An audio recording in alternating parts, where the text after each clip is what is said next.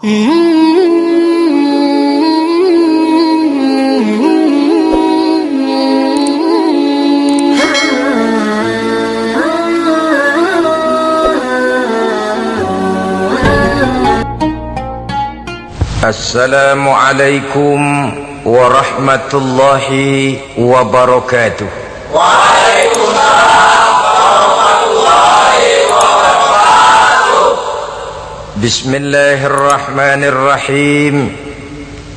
Alhamdulillahi rabbil alamin. Wa bihi nasta'inu ala umurid dunya waddin. Wassalatu wassalamu ala ashrafil anbiya'i wal mursalin wa ala alihi wa ashabihil mujahidin at-tahirin, amma ba'du. Saudara-saudara kaum muslimin rahimakumullah, pembangunan fisik material yang tanpa diimbangi dengan nilai-nilai agama sering cenderung membentuk manusia yang materialistis. Tolok ukur dan sudut pandang dari segala persoalan hanya terbatas kepada benda yang nyata yang berada di sekitarnya. Akibatnya muncullah pola hidup konsumer yang tujuannya tidak lain adalah prestise, harga diri, kebanggaan, dan kemegahan. Maka terjadilah perlombaan di dalam mengejar sesuatu yang bernama materi. Mereka menyangka bahwa itu semua dapat mengekalkan kebahagiaan, dapat menunjang kehidupan yang langgeng. Ada yang berlomba-lomba mengejar-ngejar harta. Seluruh waktu dalam hidupnya habis untuk mengejar harta. Tidak peduli siang atau malam, sore atau pagi. Sujud tidak lagi sempat, Allah dilupakan dengan agama jauh. Ada yang berlomba mengejar-ngejar pangkat, jabatan, dan kedudukan. Tidak peduli menjilat ke atas, menginjak ke bawah, atau menyikut kiri dan kanan. Bahkan teman pun jadi lawan, lawan pun jadi teman. Bukan soal, yang penting pangkat terkejar. Ada yang berlomba memperbanyak kendaraan, sejak dari jet pribadi, pesawat, kapal pesiar, sampai kepada mobil-mobil mutakhir. Ada yang berlomba memperbagus rumahnya, ada yang berlomba memperbanyak istri dan anak-anaknya. Seluruhnya tenggelam di dalam perlombaan yang menurut ukuran mereka akan mendatangkan prestise, kemegahan, dan kebanggaan. Allah subhanahu wa ta'ala menegur, memberikan peringatan dalam surah yang pendek, yaitu surah At-Takatsur. Alhaakumut takatsur hatta zurtumul maqabir kalla sawfa ta'lamun. Alhaakum ay syagalakum an ta'ati rabbikum. Kamu telah lalai daripada taat kepada Tuhanmu, dan yang menyebabkan kamu lalai itu tidak lain at-takatsur. At-takatsur artinya at-tabahi bi kathrati mata'id dunya, bermegah-megah dengan memperbanyak kesenangan hidup duniawi. Dengan kata lain, berlomba-lomba mengejar kemegahan duniawi telah menyebabkan kamu lalai daripada mengingat, daripada taat kepada Allah subhanahu wa ta'ala. Apabila orang cenderung materialistis, seluruh kegiatan hidup dikerahkan untuk berlomba memperbanyak materi. Apa namanya harta benda, apa namanya rumah, apa namanya pangkat dan jabatan. Maka dikala itu seseorang akan sangat mudah lalai daripada taat kepada Allah subhanahu wa ta'ala. Hilanglah kesadaran bahwa sesungguhnya apapun yang kita miliki dalam kehidupan dunia ini tidak lain hanya barang titipan sementara. Kita cari, kita kejar, tapi setelah kita dapatkan, jangan dia dijadikan tujuan. Jadikanlah dia sebagai alat. Apabila harta benda duniawi sudah dijadikan sebagai tujuan daripada kehidupan, maka sesungguhnya kita sudah terseret dalam satu siklus, satu lingkaran setan yang tidak akan pernah berujung. Sebab manusia dalam berhadapan dengan materi duniawi tidak akan pernah mengenal kata cukup, tidak akan pernah mengenal kata puas, dan tidak akan pernah bertemu dengan titik. Selalu koma, selalu kurang, selalu tidak ada cukupnya. Apalagi kalau bicara soal keenakan, kenikmatan, kesenangan, itu cuma sekedar sudut pandang saja. Saudara barangkali kalau menghayal akan berkata, alangkah enaknya jadi menteri, naik mobil empuk ber-AC kemana-mana disambut. Menteri juga barangkali akan berhayal seperti saudara, alangkah enaknya jadi rakyat biasa, bebas duduk angkat kaki di warteg tanpa ada yang mengamankan, tanpa harus terikat oleh protokol-protokolan, tanpa harus diatur ini dan itu. Jadi perbedaan cuma sudut pandang saja. Mungkin tukang bakso melihat tukang cukur itu enak, sebab kepala siapa saja bisa dipegang. Tapi barangkali juga tukang cukur melihat tukang bakso itu enak, dan begitulah selanjutnya. Keenakan cuma perbedaan sudut pandang. Saudara-saudara kaum muslimin rahimakumullah, oleh sebab itu agama memberikan kesadaran seluruh yang kita miliki, yang dititipi oleh Allah dalam kehidupan ini berupa materi keduniaan, hakikatnya adalah alat dan bukan sebagai tujuan. Apabila alat sudah kita jadikan tujuan, kita akan terjebak ke dalam satu perlombaan yang justru akan mencelakakan kita sendiri. Inilah yang saya maksud dengan sirkuit celaka. Perlombaan yang hanya membuat kita jerih, payah, keringat bercucuran, tenaga terkuras, tapi tidak akan pernah sampai ke garis finish. Karena memang tidak ada garis finishnya. Betapapun jauhnya satu perlombaan, dia mesti punya garis finish. Tapi kalau sudah at-takatsur, berlomba bermegah-megah diri, maka barangkali tidak akan pernah ada garis finishnya. Kita akan terseret dalam lingkaran setan, berputar di seputar itu tanpa tahu kapan berhenti dan di mana titiknya. Agamalah yang memberikan kesadaran. Alhaakumut takatsur, bermegah-megahan telah membuat kamu lalai daripada taat kepada Allah Tuhanmu. Semua sadar bahwa kita diciptakan tidak lain adalah untuk mengabdi kepada Allah. Nilai pengabdian ini sering lentur, nilai pengabdian ini sering luntur, manakala kita sudah berlomba-lomba, bermegah-megah dengan materi kehidupan dunia. Islam jelas tidak menganjurkan penganutnya jadi orang miskin. Bahkan Imam Ali karramallahu wajhah pernah mengatakan, kemiskinan bisa menyebabkan kekufuran. Ayat yang pertama turun juga kita tahu, Iqra, baca olehmu. Kan seolah-olah Quran cuma tidak langsung saja bilang, hai orang Islam, kamu jangan jadi bodoh. Kebodohan menimbulkan kemiskinan, kemiskinan mendekatkan kita kepada kekufuran. Jadi miskin sama kufur tetangga. Artinya dalam kondisi miskin, kemudi hati itu mudah terombang-ambing. Oleh sebab itu sering kemiskinan umat Islam ini dimanfaatkan oleh orang-orang lain untuk menyebarkan agamanya. Padahal agama adalah soal keyakinan yang tidak mungkin ditunjang dengan supermi, ditunjang dengan beras, pakaian, obat-obatan, beasiswa. Agama adalah soal keyakinan. Keyakinan adalah soal kebenaran, dan kebenaran itu adalah milik bersama. Tujuan diciptakannya manusia tidak lain adalah untuk melaksanakan ibadah. Kalau orang tenggelam dalam perlombaan memperbanyak harta, mempertinggi kedudukan, memperindah segala macam yang sifatnya duniawi, biasanya itu akan membuat dia lalai dari taatnya kepada Allah Azza wa Jalla. Kadang bukan hanya lalai daripada taat, juga sering terjebak kepada maksiat. Karena kalau pola pandang dan tolok ukur sudah benda duniawi semata-mata, sangat tidak mustahil orang lalu terjebak ke dalam prinsip menghalalkan segala cara. Asal sudah tujuan tercapai, cara apapun halal. Akhirat nomor 18.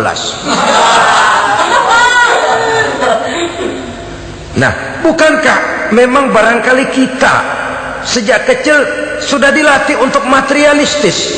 Umpamanya kita hanya sering dilatih untuk takut kepada yang konkret-konkret saja, takut kepada yang nyata-nyata saja. Seorang ibu kalau menakuti anaknya, aduh nak, kenapa ini kau kerjakan? Kalau bapakmu tahu, waduh, habis kamu. Nah, kita lihat, kalau bapakmu tahu, kalau polisi tahu, kalau hansip tahu, kalau satpam tahu. Tapi jarang seorang ibu menanamkan kepada anak, nak, kenapa ini yang kau lakukan, nak? Bukankah kau tahu Allah lihat, Allah tahu, Allah dengar, Allah, nak? Diajarkan takut kepada yang gaib. Karena kalau takut dia kepada polisi, dia pasti bisa cari tempat lain dong yang polisi kagak lihat. Kalau takut dia kepada satpam, minggir dong ke tempat yang kira-kira satpam nggak lihat. Tapi kalau sudah takut itu terpulang kepada Allah, kepada yang gaib, tidak sejengkal tanah pun yang terhalang dari pengetahuan Allah. Tapi itulah salahnya kita. Sejak kecil anak-anak sudah kita latih untuk takut hanya kepada yang konkret-konkret saja. Akibatnya sampai dia besar melembaga dalam kehidupannya. Dia nyolong, kata temannya, kamu nyolong ya? Iya. Kok nyolong sih? Emang? Kenapa nyolong? Biarin.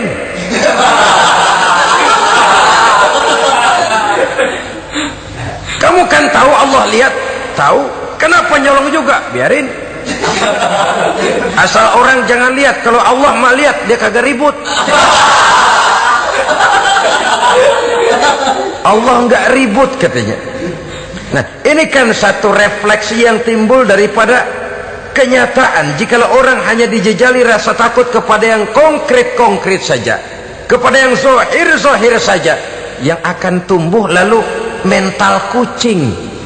Sopan, tenang, kalem, ayem, nggelenggem. Kalau ada orang, sedikit orang meleng, kucing kelihatan watak aslinya. Saudara-saudara kaum muslimin rahimakumullah.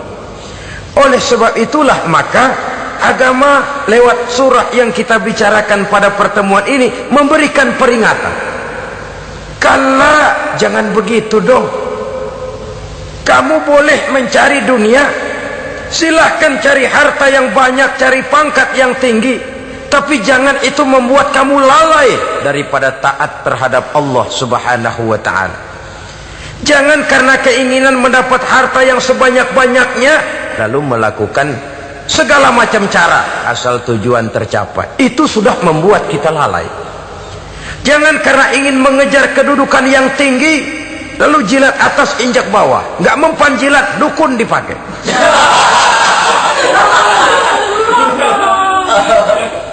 Itu kan sudah membuat kita lalai. Nanti kalau berhasil, wah, dukun kita paten.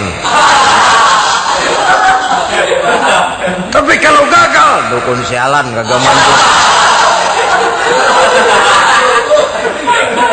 Hilanglah Allah dalam kehidupan kita. Makin materialis, dan perlombaan ini membawa kita kepada kecelakaan.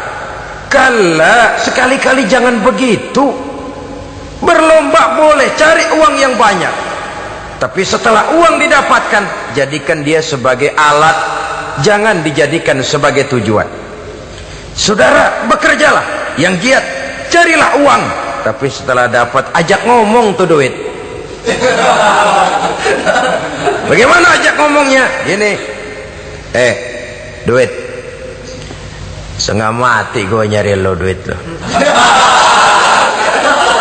Sore, pagi, siang, malam, peras keringat, banting tulang kaki jadi kepala, kepala jadi kaki, nyariin lo duit.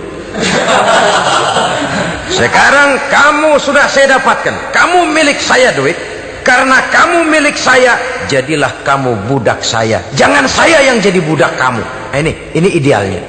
Kamu harus jadi budak saya, jangan saya yang jadi budak kamu. Nyatanya kan ada orang nyari duit, setelah duitnya banyak dibudakin oleh duit. Dia sendiri tidak bisa merasakan kesenangan daripada duitnya, konon lagi orang lain. Mau ke pasar ngitung 16 kali. Naik bajai 1000. 1000 itu kalau ratusan semua 1000 lembar. Hitung-hitung, mendingan jalan kaki. Jalan kaki tengah hari bolong, panas, kan dibudakkan oleh uang nih. Cari karier, kejar pangkat, kejar kedudukan. Setelah ditemukan itu, jadikan dia sebagai alat, jangan dijadikan tujuan. Pangkat kau milikku, karena kau milikku kau harus jadi budakku, jangan aku yang jadi budak kau pangkat. Suatu saat dia harus lepas dari kita, jiwa ini lapang. Kenapa? Dahulu pun ketika lahir ke dunia tidak ada pangkat yang kita sandang. Dahulu pun ketika lahir ke dunia tidak ada harta yang kita bawa. Jadi harta itu, pangkat itu, kedudukan itu ada dalam hati, tapi tidak berurat dan berakar. Kalau dia berurat dan berakar dalam hati, berat misah sama harta itu. Berat.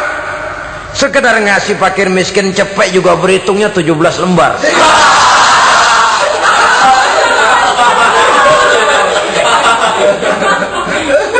Dengar di kantornya mau ada mutasi, pindah dia dari tempat basah ke tempat kering, baru berita burung udah meriang duluan. Ini nanti bagaimana, itu nanti bagaimana, ini nanti bagaimana. Kan tidak jarang orang yang kena apa istilah kerennya zaman sekarang itu post power syndrome. Post power syndrome ini pernah dianalisa oleh Nabi. Kata beliau, irhamu salasatan minan nas, sayangilah 3 macam manusia. Siapa mereka? Pertama, azizan zalla, orang terhormat yang jatuh hina. Ini yang sering terkena post power syndrome. Biasa kemana-mana dikawal, dihormati, datang ke tempat ini protokol siap, ini serba diatur semua, serba beres. Begitu jabatan selesai atau pensiun, habis orang gak indah-indah. Dia lihat orang diemin aja, orang diemin, orang tonton. Ini kalau nggak kuat mentalnya, itu kena post power syndrome. Akibatnya ya bisa jantungan, bisa leper, bisa darah tinggi. Ya penyakit-penyakit yang zaman dulu kita nggak kenal. Ini kan makin banyak dokter, makin maju ilmu kedokteran, makin aneh penyakit. Saudara hadirin yang saya hormati, post power syndrome kena apa yang dinamakan frozen emotional attitude. Tidak kuat menghadapi kenyataan. Azizan zalla, orang terhormat yang jatuh hina, itu sangat perlu dikasihani. Yang kedua, ghaniyan qad iftaqara, orang kaya jatuh miskin. Ini juga sama. Biasa hidup apa ada, serba ada, lalu harus hidup apa adanya. Ini kalau kurang kuat benar-benar memble ini.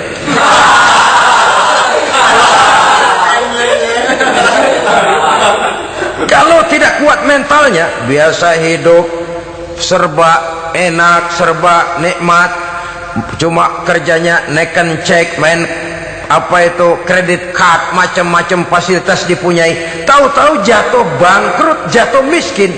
Kalau tidak fondasi agamanya kuat, bisa gantung diri, bisa bunuh diri, bisa frustasi, bisa terkena psikosomatik, tekanan jiwa mempengaruhi faktor biologis, timbullah tekanan, terjadilah penyakit aneh-aneh. Al-ghaniyan qad iftaqara, orang kaya jatuh miskin, itu perlu dikasihani. Yang ketiga, wa faqihan yal'abu bihil juhal, ahli fikih tapi dipermainkan oleh orang-orang bodoh. Hanya kebetulan orang bodoh itu punya kekuasaan. Hukum bisa dipesan.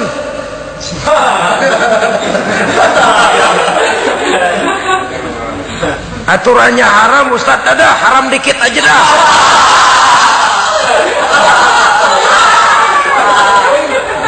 Sibuklah tuan fakih ini, ahli fikih ini mencari dalil kebet sana kebet sini supaya yang tadinya haram benar bisa jadi haram sedikit.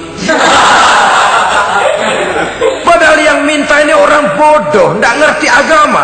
cuma karena punya kekuasaan dipermainkan oleh orang yang fakih. Orang yang fakih ini dipermainkan. Kasihan orang yang seperti itu. Wa faqihan yal'abu bihil juhal, ahli fikih tapi dipermainkan oleh orang-orang bodoh. Akibatnya karismanya hilang, wibawanya lenyap. Dia menyangka bahwa dengan mengharam-haram sedikit-sedikit itu dia bisa mendapat keuntungan yang berganda-ganda, padahal akibatnya itu hanya akan membawa kecelakaan saja. Allah peringatkan benar, kala, sekali-kali jangan begitu. Cari uang yang banyak silahkan, ngejar kedudukan yang bagus boleh, bikin rumah yang hebat silahkan, ada kendaraan bagus silahkan, tapi jangan sampai kamu terjebak kepada sirkuit celakai, perlombaan yang tidak ada garis finishnya. Sering dicontohkan orang menghayal, melamun, kamu kenapa nggak mau ibadah? Lah bagaimana mau sembahyang, saya di Jakarta masih ngontrak.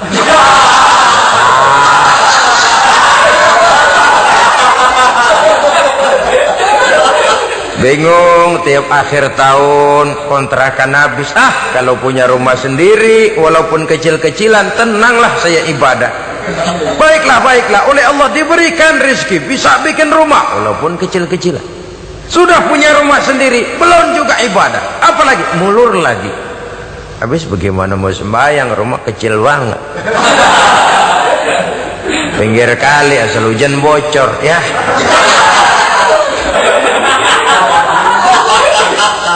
Kalau bisa punya rumah permanen, rajin dah ibadah dah. Iyalah, diberikan rezeki, bisa bikin rumah besar, kamarnya banyak, halamannya luas, kendaraan belum ada, perabotan belum lengkap. Sudah ada kendaraan, belum kayak orang-orang. Sudah kayak orang-orang, masih sama dong, kudu di atas. Kapanlah selesainya? Kala, sekali-kali jangan begitu. Jangan kamu mengumpulkan harta bermegah-megah membuat kamu lalai dari taat kepada Tuhanmu. Engkau tinggalkan rukuk dan sujud, engkau jauh dari masjid, engkau kering dari kehidupan beragama. Sebab itulah maka pembangunan fisik material tidak bisa dipisahkan dengan pembangunan mental spiritual. Tidak hanya cuma dalam teori, tapi juga harus dalam praktek. Selalu pembangunan yang hanya mengarah kepada fisik material, jauh dan kering dari agama, hanya akan melahirkan manusia-manusia materialistis yang terjebak di dalam sirkuit celaka, perlombaan yang tidak pernah mengenal garis finish.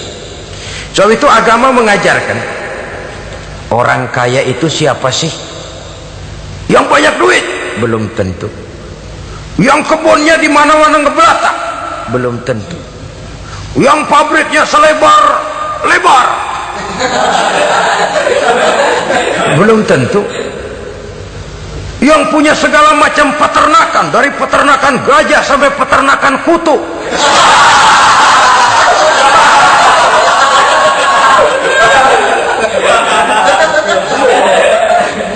Belum tentu. Agama memberikan tuntunan yang sangat luhur. Orang kaya itu adalah orang yang hidupnya cukup. Orang miskin itu orang yang selalu merasa kurang. Bagaimanapun banyak duit saudara miliki, kalau masih merasa kurang, masih miskin saudara. Saya punya uang 1.000 rupiah, Anda punya uang 1 juta rupiah. Mungkin saya lebih kaya dengan uang yang 1.000 ketimbang Anda 1 juta. Kenapa? Dalam tangan saya uang 1.000 besar, artinya sesuai dengan kebutuhan saya. Tapi di tangan Anda uang 1 juta, kebutuhan Anda lebih besar daripada itu lagi. Maka agama mengajarkan sifat qanaah, merasa cukup, dan itulah sumber kekayaan yang hakiki. Orang kaya adalah orang yang hidupnya cukup. Kalla saufa ta'lamun, jangan begitu, nanti kamu akan tahu. Summa kalla saufa ta'lamun, jangan sekali-kali begitu, suatu saat kamu pasti akan tahu. Kalla law ta'lamuna ilmal yakin, thumma latarawunnaha 'ainal yaqin thumma latus'alunna yawma idzin 'anil na'im. Nah, kapan perlombaan ini akan menyadarkan orang? Biasanya hatta zurtumul maqabir, sampai kamu dekat ke liang kubur. Itu biasanya kalau istilah orang sekarang baru ngeh.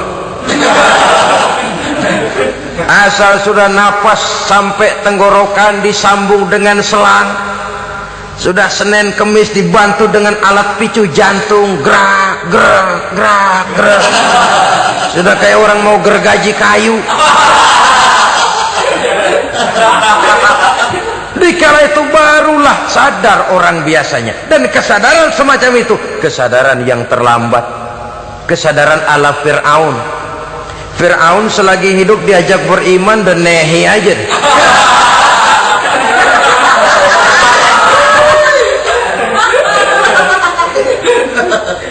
Tapi ketika dia tenggelam di lautan merah bersama seluruh tentaranya, dikala napas hampir terputus, keluar ucapannya, amantu bi Rabbi Musa wa Harun.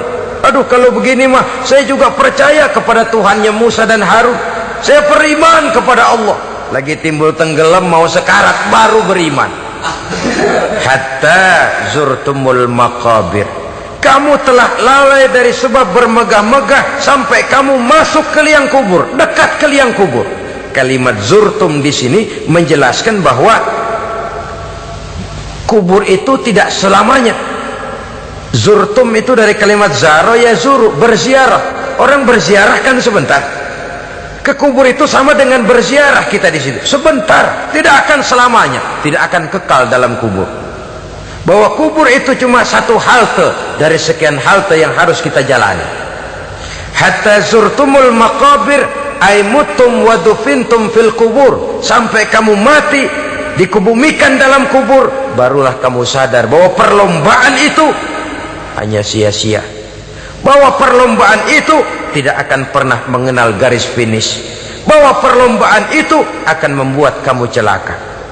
Begitulah umumnya kebanyakan orang yang terjebak ke dalam paham materialis, baru menyadari kesalahan langkahnya pada saat napas sudah sampai di tenggorokan.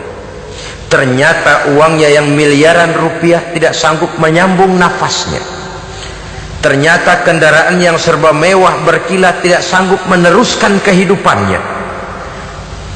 Ternyata pangkat jabatannya yang tinggi yang membuat dia menyebabkan temannya jadi lawan, lawannya jadi teman, tidak akan sanggup menghentikan sang malaikat maut. Kalau keadaan sudah begitu, baru sadarlah kita terlambat. Karena saat seperti itu akan dihadapi oleh setiap orang. Kala, jangan begitu.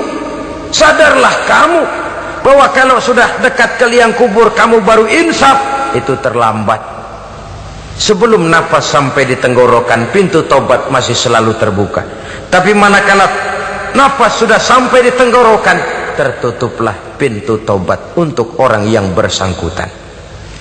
Oleh sebab itu, perlombaan dengan bermegah-megah terhadap materi duniawi, tolok ukur dan pandangan hidup yang terbatas kepada wujud benda semata-mata, memang sering menyebabkan orang lalai, sering menyebabkan orang lupa diri, tidak sadar tentang hakikat yang terpenting dari kehidupan ini, yaitu tentang dari mana dia datang, di mana dia sekarang, dan kemana dia akan pulang. Sungguh, ilmu pengetahuan tidak akan pernah mampu menjawab persoalan ini. Sungguh, filsafat juga tidak berdaya menghadapi pertanyaan seperti ini. Hanya agama yang mampu memberikan kepastian batin tentang hakikat dari mana kita datang, di mana kita sekarang, dan kemana kita akan pulang. Makin kita renungi pertanyaan ini, makin kita menemukan diri sendiri, dan makin kita menemukan mengenal diri sendiri, kita akan semakin mengenal Allah Subhanahu wa ta'ala. Semakin kita mengenal Allah, maka akan semakin terpanggil kita untuk dekat dengannya, mentaati segala perintahnya, dan berupaya menjauhi segala yang dilarangnya. Dengan demikian selamatlah kita dari satu perlombaan yang hanya akan menyeret kita kepada menghalalkan segala cara, jauh dari agama, jauh dari Allah, bahkan jauh dari sesama manusia. Karena umumnya perlombaan seperti ini akan cenderung melahirkan manusia yang egois. Muslimin rahimakumullah. Lebih jauh, mari kita mengikuti peringatan Allah dalam surah Al-Munafiqun ayat 9. Di sini Allah Subhanahu wa taala mengingatkan, A'udzu billahi minasy syaithanir rajim. Ya ayyuhalladzina amanu la tulhikum amwalukum wala auladukum an dzikrillah wa may yaf'al dzalika fa ulaika humul khasirun. Hai orang-orang yang beriman, jangan sampai hartamu dan anak-anakmu melalaikan kamu daripada mengingat Allah. Wa may yaf'al dzalik, barang siapa yang melakukan hal seperti itu, fa ulaika humul khasirun, maka merekalah sesungguhnya orang-orang yang merugi. Rugi dunia, rugi akhirat. Disebutkan di sini dua hal yang sering menyebabkan kita jadi lalai. Amwal dan aulad, harta dan anak-anak, materi dan keluarga. Perlombaan di dalam mengumpulkan materi sering menyebabkan kita menjadi lalai. Begitu juga amanah berupa anak ini sering kita lalaikan atau sering membuat juga kita menjadi lalai. Kita lalaikan dalam arti bahwa keduanya, baik harta baik anak, merupakan amanah dari Allah. Setiap orang tua akan dimintakan pertanggungan jawab. Apabila kita lalaikan amanah ini, maka resikonya akan kembali juga kepada kita. Tapi satu hal yang jelas dalam ayat 9 surah Al-Munafiqun ini, bahwa perlombaan memperbanyak harta dan anak-anak yang masuk dalam kelompok at-takatsur itu tadi akan menyebabkan orang khasiru, termasuk ke dalam kelompok orang-orang yang rugi. Perlombaan yang hanya akan membawa kerugian semata-mata. Kemudian di dalam satu hadis Rasulullah sallallahu alaihi wasallam memberikan peringatan. Beliau bersabda, "Iza azzamat ummati dinaran wa dirhaman, nuzi'at minha haibatul Islam, wa iza tasabat ummati saqatat min ainillah." Wa iza turikatil amru bil ma'rufi wan nahyu 'anil munkari hurimat 'alaihim barakatul wahyi. Ada tiga hal yang kalau kita kerjakan akan menimbulkan tiga macam akibat di dalam hadis ini. Pertama, iza azzamat ummati dinaran wa dirhaman. Apabila umatku sudah mengagung-agungkan dinar dan dirham, artinya kalau umatku sudah jatuh menjadi umat yang materialistis, segalanya diukur dari dinar dan dirham. Dinar dan dirham ini kalau bahasa Inggrisnya dokat.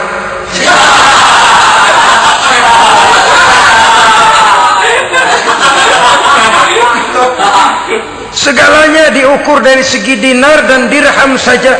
Nuzi'at minha haibatul Islam, akan dicabutlah kehebatan Islam dari mereka. Memang ada kalanya kita berkata bahwa tanpa uang kita tidak bisa berbuat apa-apa. Tapi kalau itu dijadikan landasan dari segala sesuatu, itu yang dijadikan ukuran, itu yang dijadikan tujuan, kita hakikatnya sudah gagal sebelum melangkah. Apapun saja profesi kita, apabila sudah menjadi pendewa dinar dan dirham, akan hilanglah kehebatan Islam, akan dicabut kehebatan Islam itu. Umat Islam bisa dibeli, ulama bisa dikontrak, kiai bisa dicarter.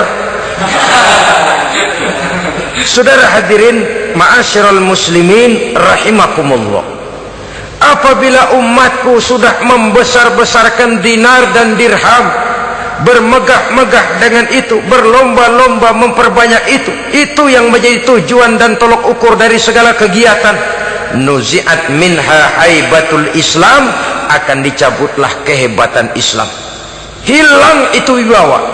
Walaupun dia bernama umat mayoritas dalam jumlah, tetapi dia minoritas dalam peranan, mayoritas dalam bilangan, tapi minoritas dalam percaturan kegiatan hidup ini.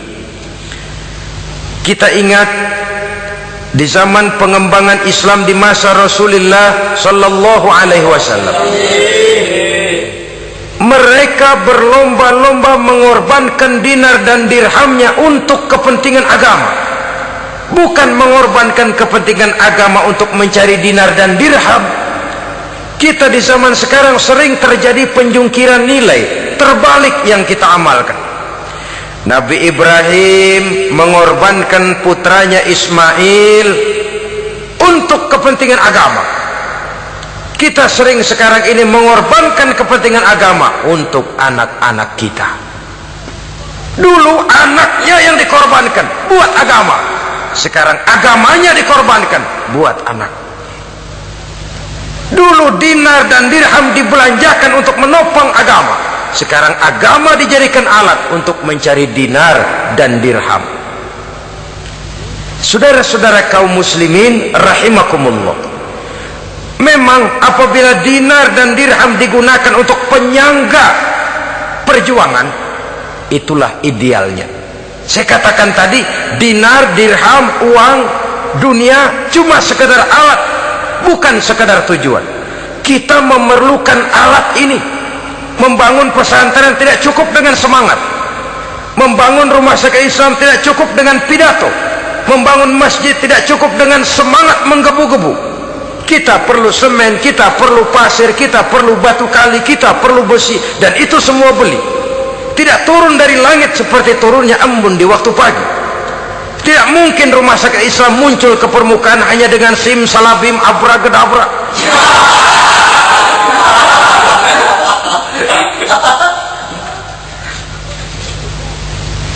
Oleh sebab itu, saya bersyukur kecenderungan belakangan ini pengajian-pengajian akbar di berbagai tempat tidak hanya sebagai ajang untuk menanamkan akidah, membina ukhuwah, tapi juga menjadi sarana di mana kita mengumpulkan dana, menghimpun potensi umat, menginventarisir potensi untuk kepentingan pengembangan daripada agama.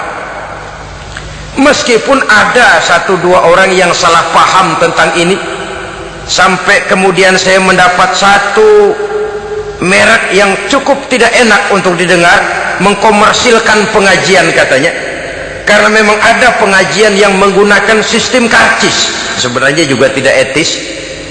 Undangan berikut infak yang seluruh hasilnya digunakan buat kepentingan agama, apakah itu rumah sakit, apakah itu madrasah, apakah itu masjid, dan satu sen pun saya tidak menuntut bagian dari itu. Saya malah berprinsip, sepanjang saya masih laku untuk dijual dan itu memang buat kepentingan agama, persilahkan jual saja, asal buat masjid, pesantren, madrasah, rumah sakit Islam, kegiatan syiar dan dakwah, silakan. Tapi kalau sudah dijual buat kepentingan pribadi, memperkaya diri sendiri, tentunya dunia akhirat sulit untuk ridho kepada tingkah laku yang semacam itu. Kita memerlukan dana, umat di daerah membangun memerlukan dana, dan dana itu tidak hanya datang begitu saja. Kita bersyukur bahwa untuk menghadiri pengajian sekarang ini orang mau mengeluarkan uang, mau memberikan infak dengan ikhlas, tidak dengan keterpaksaan. Kenapa tidak? Sehingga ini lalu diinventarisir untuk kepentingan pembangunan agama. Ratusan juta rupiah terkumpul dari pengajian-pengajian rutin ini, pengajian-pengajian akbar ini. Puluhan masjid terbantu, rumah sakit Islam terbantu, musola selesai. Ya walaupun tidak lalu semuanya beres, tapi gemaknya itu sudah cukup menyentuh untuk menyadarkan orang bahwa harta baru kekal kalau dia sudah dibelanjakan di jalan Allah. Nah, yang celaka kalau dinar dan dirham itu yang dijadikan tujuan. mengadakan pengajian semata-mata untuk cari uang, uangnya buat kantongnya dewek. Itu yang membuat dicabutnya kehebatan Islam itu. Segalanya diukur dari sudut itu. Sehingga ketika seseorang datang bertanya tentang hal-hal yang berkaitan dengan ini, maka hal semacam ini sesungguhnya satu nikmat yang perlu kita syukuri sepanjang menginventarisir potensi umat benar-benar digunakan buat kepentingan daripada agama kita. Jadi peringatan tegas dari Nabi ini, iza azzamat ummati dinaron wa dirhaman nuzi'at minha haibatul Islam. Apabila umatku sudah mengagung-agungkan dinar dan dirham, maka akan dicabutlah kehebatan Islam dari tengah-tengah mereka. Remeh saja orang memandang kita, enteng saja orang memandang kita. Satu. Yang kedua, peringatan Nabi, wa iza tasabat ummati saqatat min ainillah. Apabila umatku sudah saling mencaci maki, apabila umatku sudah saling berbantah-bantahan, saqatat min ainillah, jatuhlah mereka dalam pandangan Allah.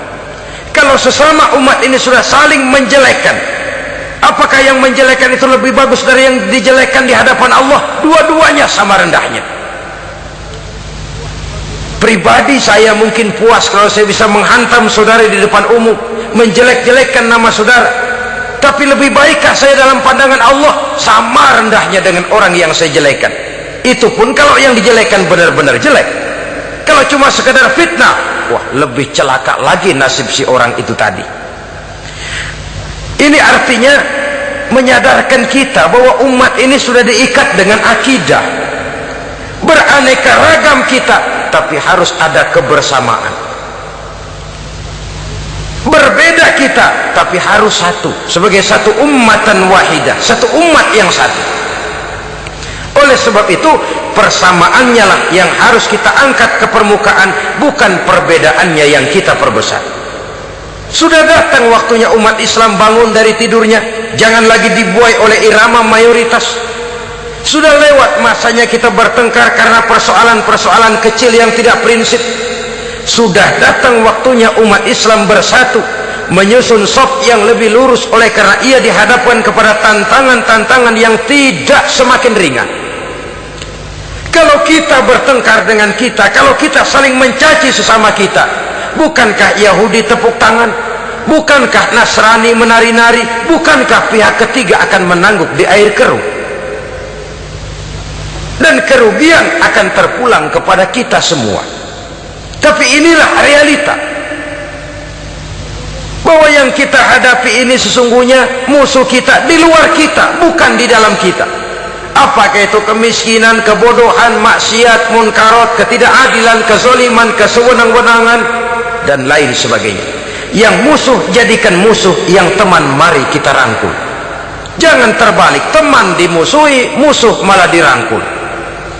Maka berpesta poralah musuh-musuh Islam ini. Saudara-saudara kaum muslimin rahimakumullah, Nabi memperingatkan dengan tegas, wa iza tasabat ummati saqatat min ainillah. Jikalau umatku sudah saling mencaci maki, sudah saling berbantah-bantahan, jatuhlah mereka dalam pandangan Allah. Satu ayat menjelaskan, jangan sebagian kamu meremehkan, yaskhar, mengecilkan, menganggap enteng orang lain. Boleh jadi yang dihina, diremehkan, dianggap enteng itu nilainya lebih bagus daripada yang menganggap enteng. Dalam hakikat segala sesuatu itu cuma kembali kepada Allah. Di sanalah penilaian finalnya. Manusia hanya melihat yang zahir. Makin banyak harapan hidup ini kita gantungkan kepada manusia, makin banyak kita harus bersiap untuk kecewa. Saudara-saudara kaum muslimin rahimakumullah. Kemudian yang ketiga peringatan dari baginda Nabi, wa iza turikatil amru bil ma'rufi wan nahyu 'anil munkari hurimat alaihim barakatul wahyi. apabila amar ma'ruf dan nahi munkar telah ditinggalkan, maka akan hilanglah keberkahan wahyu, akan hilanglah keberkahan Quran, akan sirnalah keberkahan agama. Amar ma'ruf dan nahi munkar ditinggalkan, artinya di tengah masyarakat sudah tidak ada lagi yang menyerukan ini baik, ini tidak baik, ini halal, itu haram. Mari kita sholat, mari makmurkan taklim, santuni yatim piatu, makmurkan masjid. Seruan ke arah itu tidak lagi terdengar. Sementara tinggalkan judi, tinggalkan minuman keras, jauhi zina, seruan semacam itu pun tidak lagi terdengar.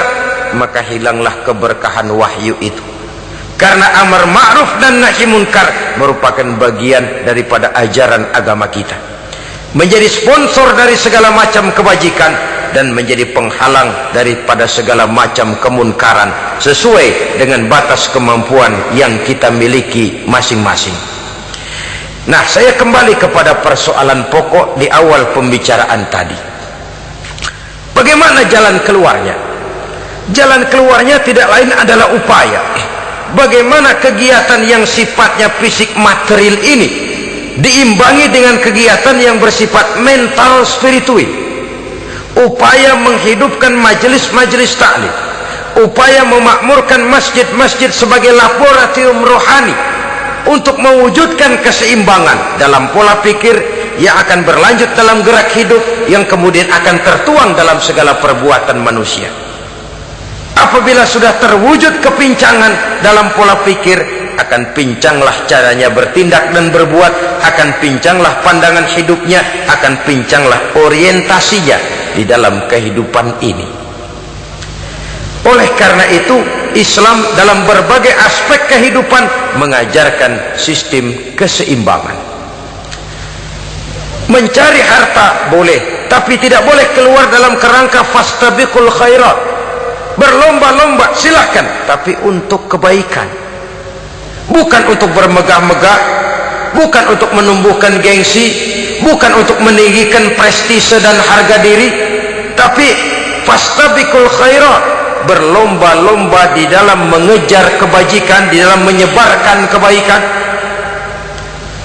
Bukan sekedar berlomba-lomba, tapi tolong menolong, bantu membantu. Ta'awanu 'alal birri wat taqwa wala ta'awanu 'alal ismi wal udwan. Bertolong-tolonganlah kamu di dalam kebaikan dan takwa, jangan bertolong-tolongan di dalam perbuatan dosa dan permusuhan. Kerjasama di dalam kebaikan, kerjasama di dalam ketakwaan. Ada satu contoh yang menarik bahwa umat Islam di dalam ia menjalin kebersamaan itu harus seperti orang main sepak bola. Saudara lihat, orang main sepak bola, kalau pertandingan belum dimulai, silahkan kumpul di luar lapangan, atur strategi yang baik. Tapi kalau pertandingan sudah dimulai, turun ke lapangan hijau, jangan kumpul terus. Masa ada sepak bola gotong royong, groyok ke sana, groyok ke sini, ya kalah terus. Harus ada yang jadi penyerang tengah, kan begitu toh sepak bola. Harus ada yang jadi kiri luar, kanan dalam, striker, back, penjaga gawang. Yang penting kerjasama, teamwork, lalu mampu menciptakan operan-operan. Yang jadi back jangan ngiri sama yang jadi penyerang tengah. Jangan hasut, sebab bagaimanapun juga andai kata si penyerang tengah berhasil menjaringkan bola ke gawang lawan, kan kemenangan bukan kemenangan satu orang, kemenangan satu kesebelasan, kemenangan satu tim. Ini yang sering terjadi, back ngiri sama penjaga gawang, lalu penjaga gawang ngiri sama penyerang tengah, penyerang tengah ngiri sama kiri luar. Ya kapan mau menggolkan ke gawang lawan? Kita ini satu kesebelasan, posisi boleh berbeda.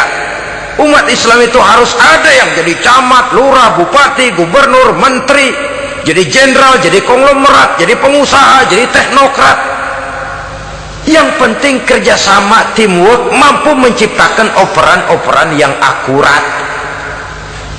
Diego Armando Maradona, enggak pakai dia, enggak.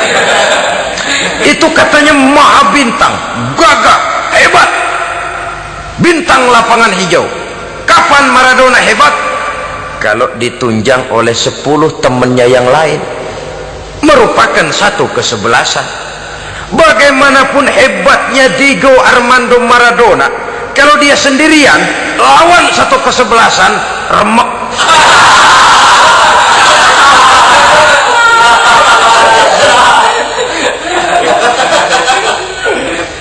Dia hebat, dia jenius, dia maha bintang karena dapat operan dari teman-temannya, bukan jegalan, operan. Jadi oleh sebab itu, bagaimana kita menciptakan operan-operan akurat yang akan melahirkan kebersamaan di tengah-tengah umat. Artinya, satu contoh saja, misalnya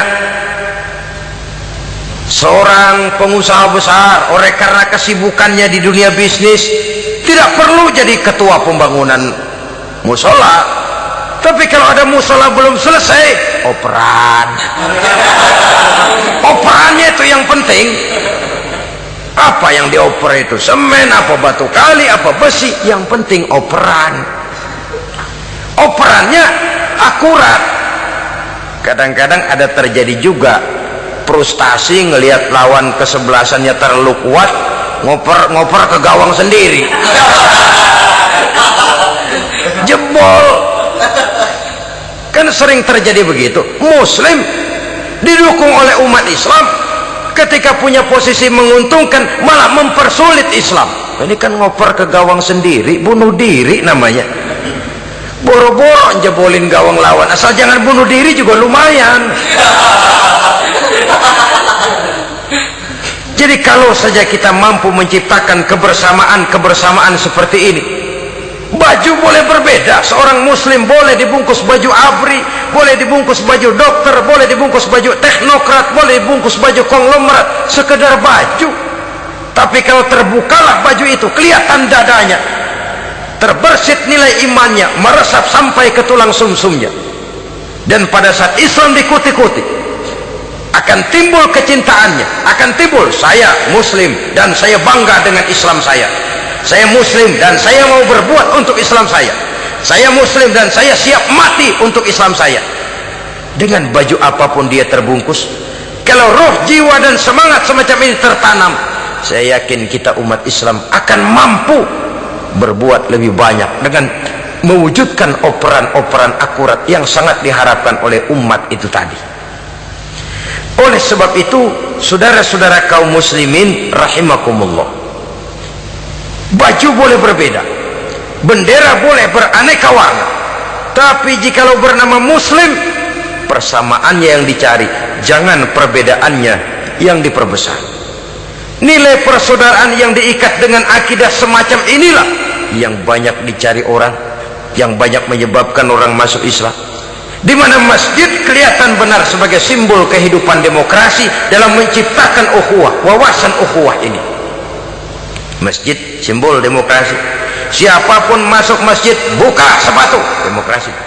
Siapapun orangnya, tidak peduli merek apapun sepatunya. Apa itu keluaran Cibaduyut Bandung? Apa itu modelnya Belli Beltoni Itali? Tidak soal, masuk masjid buka. Jumatan, kopral datang lebih dulu depan, pral. Jenderal datang belakangan saja, pral. Tidak ada fasilitas khusus dalam masjid, karena di rumah Allah semua manusia sama. Si jenderal jangan lagi merasa jenderalnya, si pengusaha jangan lagi menonjolkan kebosannya. Masjid adalah simbol demokrasi daripada kehidupan umat. Sebab itu jangan terjebak kepada sektoral di dalam kita berbicara tentang ukhuwah ini. Kita boleh terbungkus dengan baju apapun, tapi kalau di balik baju itu tidak lain jiwa Islam yang mau berkorban, mau mengeluarkan harta, bahkan siap mati untuk Islamnya, maka kebersamaan itu akan mudah kita wujudkan. Tapi sepanjang kita berpecah belah, sepanjang kita centang perenang, maka tidak akan banyak yang bisa kita lakukan. Satu-satunya perlombaan yang bukan hanya dibolehkan tapi bahkan sangat dianjurkan oleh agama, yaitu fastabiqul khairat, berlomba-lombalah di dalam kebaikan, berlomba-lomba di dalam memakmurkan masjid, berlomba-lomba di dalam menghidupkan majelis-majelis taklim, berlomba di dalam menegakkan yang ma'ruf dan menghancurkan yang munkar, berlomba di dalam menyantuni yatim piatu. Tapi prakteknya kan kadang-kadang terbalik. Kalau sudah kumpul yang diakur-akurin, udah nambah kebon belum? Pabrik udah diperluas belum? Bisnis sudah sejauh mana? Belum pernah ada ketemu lalu kongko masjidnya udah digedein ya? Jarang yang ngomong begitu. Madrasahnya sudah bagaimana? Sejauh mana? Mesti yang enak itu ya nyocok-nyocokin, bagaimana rumahmu sudah, bagaimana kendaraanmu, bagaimana pesawatmu, bagaimana bukankah itu juga takasur? Dari obrolan kan nanti yang belum kan timbul panasnya. Gile dia udah beli gituan, gue belum. Timbul panasnya, lalu berusaha, berlomba lagi, bersaing lagi, berlomba lagi, bersaing lagi. Walaupun persaingan perlu, karena tanpa persaingan orang jarang mikir. Hidup itu kalau nggak ada tantangan kan tidur kita. Orang hidup smooth gitu ya, jalan tenang, setenang ya nggak maju orang itu.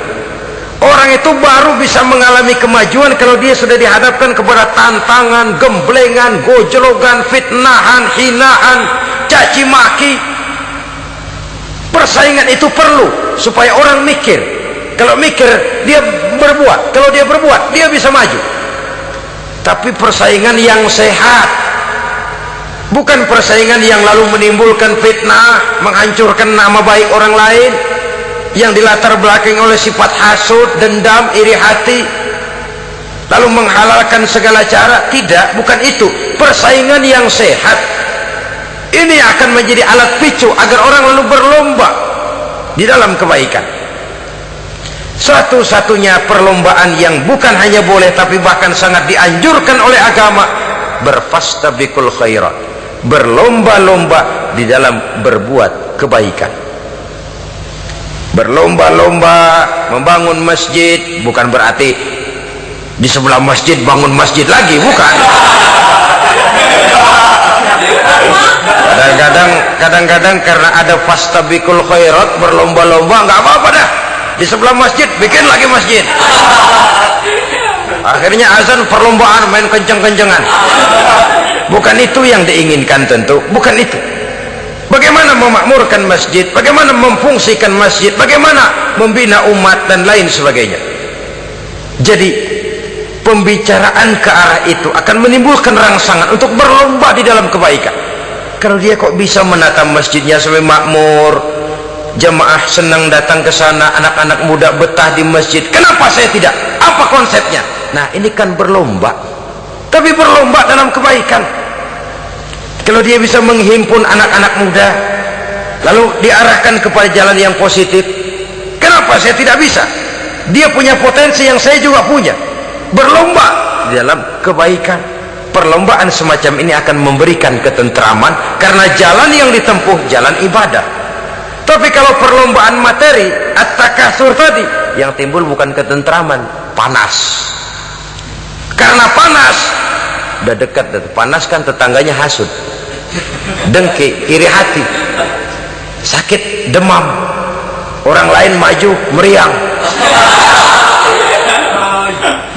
Nah, kalau sudah begitu, hasud yang jadi bisikan hati, ya sudah, segala macam cara dilakukan untuk menjatuhkan orang lain. Dan itu sudah bukan lagi persaingan yang sehat. Saudara-saudara kaum muslimin rahimakumullah, oleh sebab itu kita tutup pertemuan singkat kali ini dengan satu kesimpulan, bahwa harta adalah sekedar alat, bukan tujuan di dalam kehidupan. Tanpa harta barangkali orang sulit untuk bahagia, tapi harta semata-mata tidak merupakan jaminan bahwa orang lalu akan bahagia. Termasuk di dalam kata harta ini pangkat, jabatan, kedudukan, anak, istri, keluarga, rumah, tanah, pabrik, kebun, peternakan, dan lain sebagainya. Perlombaan yang dianjurkan di dalam agama adalah perlombaan untuk berbuat kebaikan. Maka masalahnya sekarang bagaimana kita memanfaatkan harta ini untuk sebanyak-banyak kebaikan yang bisa kita lakukan. Semoga kita mampu melakukannya dan kita tidak termasuk dalam orang-orang yang celaka yang lantaran bermegah-megah dengan kesenangan dunia saja. Terima kasih atas segala perhatian, mohon maaf atas segala kekurangan. Usikum wa nafsi bitaqwallah. Wassalamualaikum warahmatullahi wabarakatuh. Waalaikumsalam.